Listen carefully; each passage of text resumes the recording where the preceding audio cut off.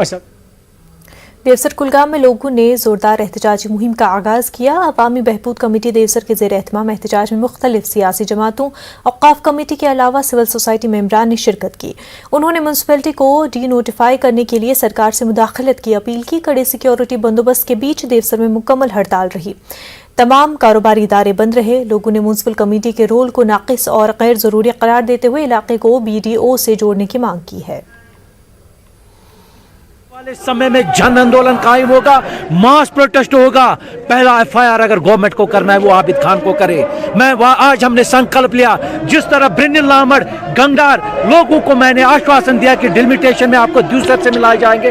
आज मैं आपके चैनल के माध्यम से कहना चाहता हूं, मुझे अपनी सरकार पे भरोसा है, LG शासन पे भरोसा है, प्राइम मिनिस्टर ऑफ इंडिया पे भरोसा है कि आने वाले समय में इसको हम डिनोटिफाई करके रहेंगे।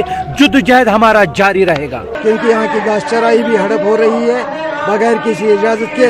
मोर ओवर हम जंगलात एरिया में रहते हैं, हिली एरिया, पीर पंचा रेंज है। इसमें टाउन की ज़रूरत नहीं है, इसमें BDO की ज़रूरत है ताकि नरेगा के जरिए ये यहाँ के लोग कुछ कमा सके, कुछ काम कर सके, ताकि हमारे बच्चे का मुस्तकबिल सिक्योर हो सके।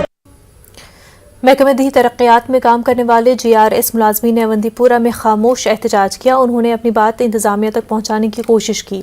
GRS मुलाजमीन ने बताया कि वो कई सालों से महकमे में अपनी खदमात अंजाम दे रहे हैं, लेकिन न उनकी तनख्वाहों में इजाफा किया जा रहा और न ही उनकी नौकरियों को मुस्तकिल किया जा रहा है।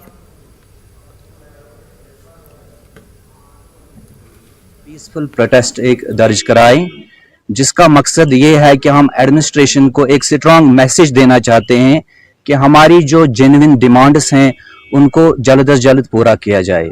ये हमारा जो नरेगा स्टाफ है, ये खाली नरेगा के लिए डिपार्टमेंट में काम नहीं कर रहा है, बाकी जो भी स्कीम्स हैं सब स्कीम्स में नरेगा स्टाफ का कंट्रीब्यूशन रहता है। हमारे ऊपर फिर से एक बार सोचिए, क्या वो कमेटी अभी तक रिपोर्ट नहीं दे पा रही है?